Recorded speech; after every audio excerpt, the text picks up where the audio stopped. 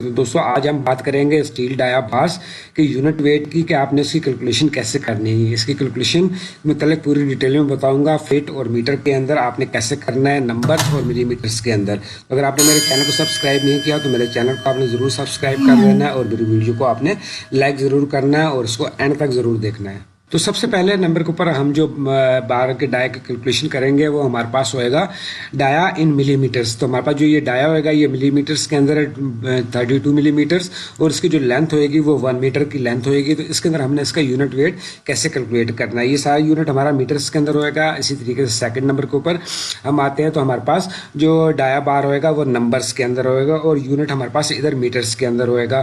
तो ये अभी आप ये देख रहे हैं कि हमारे पास इधर डाया बार जो है हमारे पास वो नंबर्स के अंदर है और 1 मीटर उसकी लेंथ है और इसी तरीके से हम इसका यूनिट वेट निकालेंगे। थर्ड नंबर के ऊपर हमारे पास इस डाया बार इन मिलीमीटर्स यूनिट हमारा फिट होएगा। हमारे पास अगर डाया मिलीमीटर्स में दिया गया है तो 1 फीट के अंदर हमारा यूनिट वेट कितना बनेगा। इसी तरीके से फोर्थ नंबर के ऊपर हमारे पास डाया बार इन नंबर्स में है अगर और यूनिट हमारे पास फिट्स में है तो आपने ये नंबर्स के अंदर जो होएगा उसकी 1 फीट के अंदर उसका यूनिट वेट कैसे कैलकुलेट करना है। बहुत यूजफुल वीडियो है, आपने शुरू से लेकर इसको एंड तक जरूर देखना है और मेरे चैनल को आपने सब्सक्राइब जरूर करना है। तो सबसे पहले हम अपना इसका यूनिट वेट निकालेंगे 32 mm का। ये इसका फार्मूला है d multiplied by d divided by 162.20। D हमारे पास क्या है, डाया ऑफ बार। जो भी डाया होएगा आपका जितना भी है 32 mm का है, 25 mm का है, 20 mm का है, वो d जर पे d होएगा और डिवाइडेड बाई 162.20। तो आपने इसी तरह 32 mm का हमारा डाया है 32 मल्टीप्लाइड बाई 32 और डिवाइडेड बाई 162.20। आपने कैलकुलेटर को ओपन कर लेना है और जैसे आपने इसका निकाल लेना है डाया यूनिट वेट। तो ये हमारे पास 6.313 1 मीटर बार का हमारे पास 20 यूनिट वेट होएगा, वो हमारे पास होएगा 6.313। इसी तरीके से 12 mm का अगर हमारे पास डाया बार है तो उसका यूनिट वेट भी आपने सेम टू सेम इसी तरीके से निकालना है। 12 mm का डाया तो d multiplied by d divided by 162.20।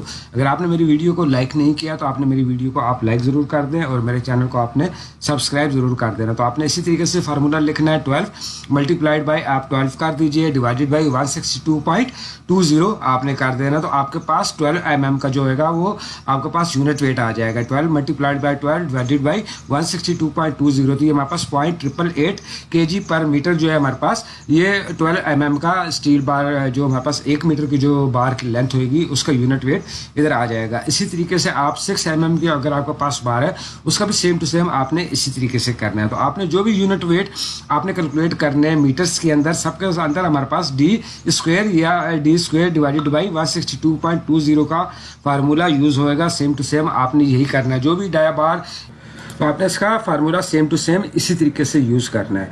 ये मैंने आपको 3 एग्जांपल दिए हैं इसकी, आपने तीनों डाया बार के हिसाब से तो आपने पास जो भी डाया बार आपके पास है आपने सबके साथ d multiplied by d divided by 162.20 करेंगे तो ये आपके पास यूनिट वेट आ जाएगा आपकी बार का। तो ये आपने सबसे पहले जो है आपने यूनिट वेट कैलकुलेट करना है अपनी बार का और उसके बाद आगे उसकी लेंथ वगैरह जितनी आ रही होगी उसको कैलकुलेट करेंगे। तो ये हमने ये कर लिया। तो इसी तरीके से 8 mm का 0.395 यूनिट वेट होता है, 10 mm का 6.617, 12 का 0.888, 16 का 1.578, 20 का 2.466 और 25 का 3.853।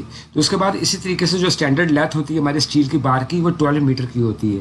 12 मीटर की जो स्टैंडर्ड लेंथ होती है हमारी स्टील की एक बार की जो लेंथ होगी वो 12 मीटर होगी। आपने यूनिट वेट मल्टीप्लाइड बाई बार का अगर लेंथ निकालना है जितनी भी आपकी बार की लेंथ आ रही है उसको साथ आपने मल्टीप्लाई करते जाना है। तो ये आपकी उस जो आपके डाया ऑफ बार होएगा उसका आपका पास एक बार का इधर वेट आ जाएगा। तो आप देख रहे हैं कि हमारे पास जो पहला था 6 mm का 2.644 आया और इसी तरीके से आपने जो से यूनिट वेट आपके पास है उसको आपने मल्टीप्लाई करते जाना है अपनी लेंथ के साथ। स्टैंडर्ड लेंथ है हमारे पास 12 मीटर होती है। अगर आपने सारी इसकी लेंथ कैलकुलेट करनी है बारबेंडिंग शेड्यूल के हिसाब से जितनी भी लेंथ बढ़ रही है तो आप उसको यूनिट वेट के साथ मल्टीप्लाइड बाई कर देंगे तो आपके पास सारे ये रेट आ जाएंगे। आप देख रहे हैं 6 mm का 2.644 और 12 मीटर लेंथ का आ गया। इसी तरीके से 12 का हमारे पास 10.656 kg आ गया और इसी तरीके से 12 का 0.888 हमारे पास यूनिट वेट और 10.658 इसका 12 मीटर का हमारा बार का लेंथ आ जाएगी, उसका वेट आ जाएगा। इसी तरीके से आपके पास 32 mm का जो हमारे पास यूनिट वेट था 6.313